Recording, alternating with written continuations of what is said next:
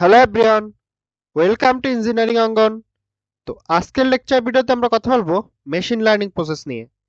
তো আজকে আমরা শিখব কিভাবে একটা মেশিন লার্নিং মডেল তৈরি হয় এবং কোন কোন ধাপগুলো আমাদের অনুসরণ করতে হয় এবং প্রত্যেকটা ধাপের কি কি কাজ আছে। তো চলো শুরু করা যাক আমাদের আজকের ভিডিও।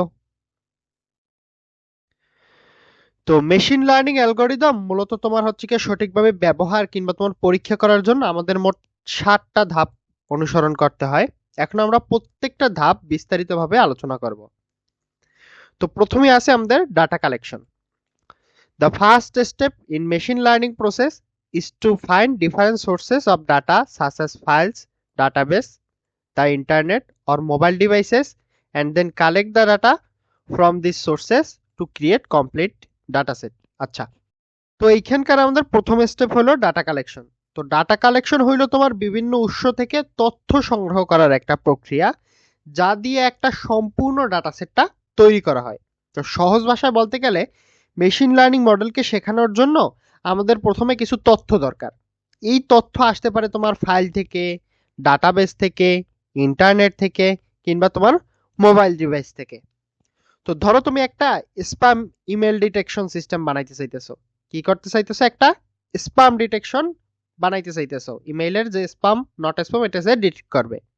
তো সেই ক্ষেত্রে তোমাকে তোমার হাজার হাজার ইমেল সংগ্রহ করতে হবে এটা ওরে ট্রেন করানোর জন্য। তো ওইগুলো দেখে শিখবে যে কোনটা স্প্যাম আর কোনটা স্প্যাম নয়, ডিটেক্ট করতে হবে কিভাবে।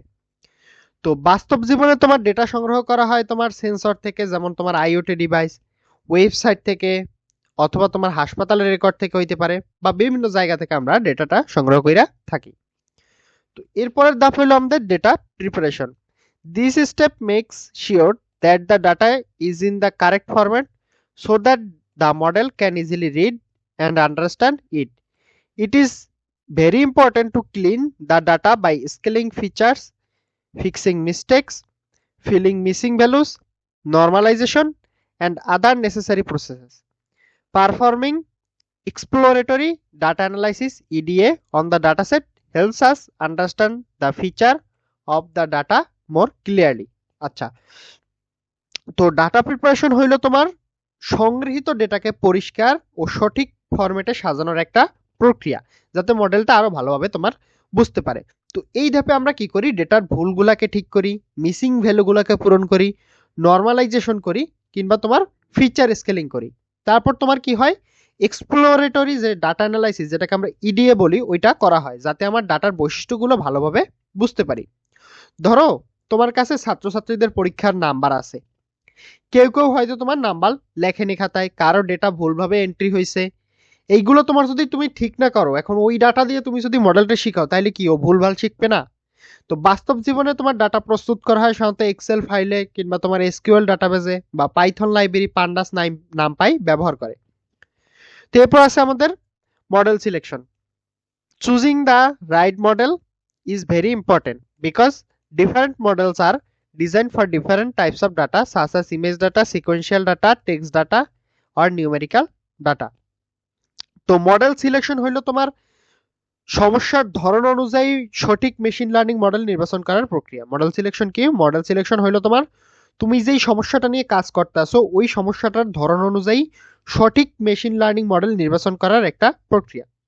বিভিন্ন মডেল বিভিন্ন ধরনের ডেটার জন্য তৈরি, যেমন হচ্ছে গিয়ে তোমার ইমেজ ডেটার জন্য তোমার সিএনএন, টেক্সট ডেটার জন্য এনএলপি মডেল যেগুলো আছে, আর সংখ্যাগত ডেটার জন্য তোমার ডিসিশন ট্রি বা লিনিয়ার রিগ্রেশন।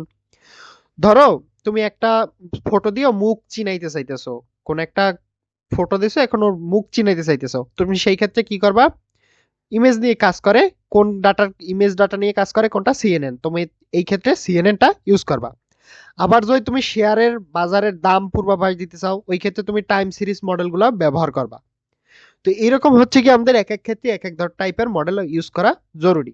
তো আমাদের মডেল সিলেকশনও একটা বড় একটা ফ্যাক্টর। এরপর আছে আমাদের training. The purpose of training is to give the model more and more data so that it can learn better and improve its ability to correctly predict the target variable। আচ্ছা, তো training হইলো তোমার মডেলকে data দিয়ে শেখানোর প্রক্রিয়া। Training কি? Training হইলো তোমার মডেলকে ডেটা দিয়ে শেখানোর প্রক্রিয়া, যাতে সে সঠিকভাবে পূর্বাভাসটা দিতে পারে। তো এই ধাপে আমরা মডেলকে বারবার ডেটা দেখাই যাতে সে প্যাটার্নটা চিনতে পারে। ধরো তুমি একটা মডেলকে বিড়াল আর কুকুর চিনতে শিখাইতেছো, এখন তুমি যত বেশি ছবি দেখাবা ও তত বেশি পার্থক্যটা ভালোভাবে চিনবে যে বিড়ালের মধ্যে কি আছে আর কুকুরের মধ্যে কি পার্থক্য হবে। তো বাস্তব জীবনে তোমার ট্রেনিং করা হয় তোমার জিপিইউ বা টিপিইউ ব্যবহার করে বড় বড় ডাটা সেটের উপর। তো বাস্তব জীবনে আমাদের ট্রেনিং করা হয় জিপিইউ অথবা টিপিইউ ব্যবহার করে বড় ডাটা সেটের উপর। তো এরপর আছে আমাদের ইভ্যালুয়েশন। ইভ্যালুয়েশন কি? After training the model we need to check whether the model is making correct predictions or not by testing its performance. আচ্ছা, ইভ্যালুয়েশন হলো তোমার ট্রেন করা মডেলের কার্যকারিতা পরীক্ষা করার একটা প্রক্রিয়া।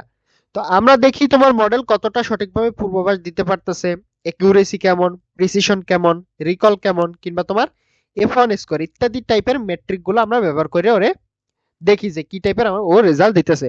ধরো তোমার মডেল 100টা ইমেইলের মধ্যে 90টা সঠিকভাবে স্প্যাম চিনতে পারতেছে, তাহলে তার একুরেসি হলো 90%। তুমি যে স্প্যাম ডিটেকশন বানাইছো, এখন ওর মধ্যে তুমি চেক করার জন্য আরে 100টা মেইল দিলা, এখন ওইটার মধ্যে 90টার সঠিকভাবে স্প্যাম চিনতে পারছে, তাহলে ওর একুরেসি হবে কয় পার্সেন্ট? 90%। তো এইভাবে হচ্ছে কি আমরা ইভ্যালুয়েশনটা করে থাকি। এরপর হচ্ছে আমাদের parameter tuning. To see if the model's performance can be improved we can change or adjust the parameters on which the model was trained. আচ্ছা, প্যারামিটার টিউনিং হলো তোমার মডেলের পারফরমেন্স উন্নত করার জন্য তার প্যারামিটার পরিবর্তন করার একটা প্রক্রিয়া। তো মেশিন লার্নিং মডেলের কিছু সেটিংস থাকে যেগুলো তোমার হাই প্যারামিটারস বলা হয়। এগুলো তোমার যদি আমরা সঠিকভাবে সেট করি তাহলে মডেল ভালোভাবে কাজ করে। যদি আমরা সঠিকভাবে এগুলো সেট করতে পারি তাহলে মডেল আরো ভালোভাবে কাজ করে। ধরো তুমি ডিসিশন ট্রি এর ডেপথ বাড়ালে বা ডেপথ কমালে এর ফলাফলটা বদলাতে পারে। তো বাস্তব জীবনে তোমার গ্রিড সার্চ কিংবা তোমার র্যান্ডম সার্চ ব্যবহার করে আমরা হাই প্যারামিটার টিউনিংটা করা হয়। তো বাস্তব জীবনে আমাদের গ্রিড সার্চ বা তোমার র্যান্ডম সার্চ ব্যবহার করে হাই প্যারামিটারের টিউনিংটা করা হয়। এরপর আছে আমাদের প্রেডিকশন। প্রেডিকশন কি করে? After the machine learning model is fully trend and the best combination of hyperameters is found, we can use the model to make predictions. This step also includes deploying the model into a real world system. আচ্ছা, তো prediction হলো তোমার train করা model ব্যবহার করে নতুন ডেটার উপর ফলাফল বের করার প্রক্রিয়া। প্রেডিকশন হলো কি? প্রেডিকশন হলো তোমার ট্রেন করা মডেল ব্যবহার করে নতুন ডেটার উপর ফলাফল বের করার প্রক্রিয়া।